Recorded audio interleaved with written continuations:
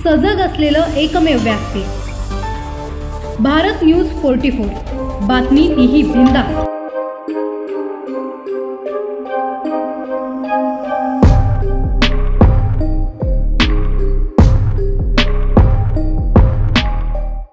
ज्या आमच्या प्रलंबित मागण्या आहेत पेसाच्या, त्या सरकारने तात्काळ सोडवाव्यात। यापुढे आम्ही सांगतोय, जर सरकार याच्यामध्ये दखल घेत नसेल तर सरकार इतरांची दखल घेते। आम्ही सुद्धा महाराष्ट्राचे रहिवासी नाही का? आम्हाला महाराष्ट्रात जगण्याचा अधिकार नाही का? मग आमच्या मागण्यांकडे सरकार का दुर्लक्ष करतंय?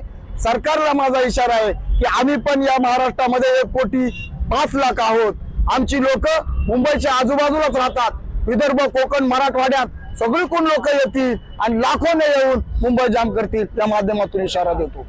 जाधव, राष्ट्रीय युवा अध्यक्ष, अखिल भारतीय आदिवासी परिषद, हे सकल आदिवासी समाजाच्या माध्यमातून हे आदिवासीचे उलगडण, हे झोपलेल्या गेंड्याच्या कातडीच्या सुस्ताडासारख्या झोपलेल्या सरकारच्या छात्यावर ते बसून ज्या आदिवासीच्या मागण्या आहेत, त्या उलगडांच्या माध्यमातून त्याचा नरडीचा गोट घेऊन आदिवासी मागण्या पूर्ण करण्यासाठी आम्ही आज मुंबई मंत्रालयात धडकतोय। काय मागण्या आहेत? आदिवासी समाजामध्ये जे हैदराबादचं गॅजेट लागू करण्याचा प्रयत्न हे मनवादी जातीवादी सरकार करते, त्याला आमचा विरोध आहे। का त्या गॅजेटच्या माध्यमातून बंजारा म्हणतोय आम्हाला आदिवासींचं आरक्षण, धनगर म्हणतोय आम्हाला आदिवासीचं आरक्षण द्या। हे कोणत्या बापाची ठेप नाही। आरक्षणाची भीक जे मागणारे लोक आहेत, त्या भिकारड्यांना माझं सांगणं आहे का तुम्हाला कदापि आरक्षण मिळणार नाही। परंतु हे जातीयवादी मनवादी सरकार जाणून राजकारण करतंय। त्यांनी हिंदू मुस्लिम संघर्ष लावला, मराठा ओबीसी संघर्ष लावला, आदिवासी धनगर बंजारा संघर्ष उभा करून दिला। ह्या फडणवीस, शिंदे, पवार या मनवादी जातीवादी सरकारने हे याला महाराष्ट्र विसर नाही। त्यामुळे आमचं आरक्षण कोणाला देऊ नये, आमच्या ताटात कोणाला देऊ नये। त्याच्यात सोबत 13 जिल्ह्यातील 17 संवर्गाचे जे पद आहेत त्यासाठी आम्ही मुंबईला आंदोलन केलं होतं मंत्रालयात। ते आमच्या सोबत त्या आमदारांनी उड्या पण मारल्या होत्या। तेव्हा त्या मुलांना मानधनावरती कामावर घेतलं। 1 वर्ष झालं कमिट, परंतु 1 दिवसाचा खंड 5 तारखेला GR काढला। त्याच्यामुळे त्या मुलांवरती अन्याय झाला, तो GR रद्द करावा। त्याचसोबत 13 जिल्ह्यातील 17 संवर्गाच्या पदांसाठी जी भरती रखडलेली आहे त्यासाठी माननीय सुप्रीम कोर्टामध्ये जी केस चालू आहे, ती केस लवकर लावावी, चांगला उकेल देऊन, पण जाणून बुजून हे सरकार लावत नाही।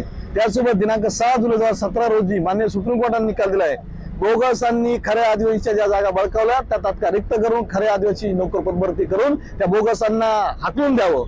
त्याचसोबत आदिवासींच्या नामसाधर्माचा फायदा घेऊन ज्यांनी बोगस सर्टिफिकेट घेतलेले आहेत, ज्या अधिकाऱ्यांनी त्यांना बोगस सर्टिफिकेट दिलेले आहेत, त्या अधिकाऱ्यांना या सेवेतून बडतर्फ करावे आणि त्या बोगसांना आदिवासी हाकलावे। त्याचसोबत आदिवासींचा बिंदू नामावले, जो छोटा बिंदू आहे 2 वरून 8 वरती आलेला आहे, त्याच्यामुळे आदिवासींच्या कुठल्याही भरतीमध्ये जागा दिसत नाही।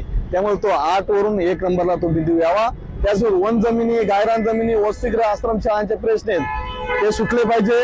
त्याचसोबत आमच्या आदिवासी विभागाच्या बाहेर 3 महिने झाले आज ते रोजंदारीचे मुलं बसलेत, तो कंत्राटी GR रद्द करावा म्हणून। त्या वर्ग 3 वर्ग 4च्या मुलांना अजून न्याय मिळाला नाही, शासन लक्ष देत नाही। आणि आम्ही शहापूर ते मुंबईपर्यंत पायी आलेलो आहे, तरी या गेंड्याच्या कातडीला अजून जाग आली नाही। या सरकारला इतरांचे आंदोलन राहतात, त्यांच्या पुढे पाण्याची व्यवस्था, जेवणाची व्यवस्था, आम्हाला तुमची भीक नको जेवणाची आणि पाण्याची, आम्ही उपाशी मंत्रालयात धडकू, परंतु एवढा तळतळ आदिवासी घ्यायचा नाही। आम्हाला विचारलं सुद्धा कोणी आलं नाही या मनवादी सरकारचं। फडणवीस, अजित पवार आणि शिंदेना आम्ही काही दिवसात त्यांची जागा दाखवून देणार आहे, कारण 2014 पासून आतापर्यंत या सरकारने आदिवासी मोठ्या प्रमाणात अन्याय केलेला आहे। आणि या बंजारा धनगरांना जर आरक्षण देण्याचा प्रयत्न या मनवादी जातीवादी सरकारने जर केला, आमच्या भागातलं पाणी मुंबईला आणि मराठवाड्याला जाते, त्या रात्रीतून नळकांड्या पडून मुंबईचं पाणी बंद करून, कारण आमच्या बरोबर जीवावरती मुंबई जगते, मुंबई पाणी पिते, हे सरकारला सगळ्यांना समजलं पाहिजे। आदिवासी भागातून रेल्वे गेलेली, जर आदिवासीचं आरक्षण बंजारा धनगरांना देण्याचा प्रयत्न केला, त्या दिवशी रात्रीतून आदिवासी भागातल्या रेल्वे पटऱ्या, रेल्वे रोड उखळून फेकण्यात येतील। हा माझा या जातीवादी सरकार। अशाच नवनवीन अपडेटसाठी बघत रहा भारत न्यूज 44। सत्याचा प्रकाश, बातम्यांचा विश्वास।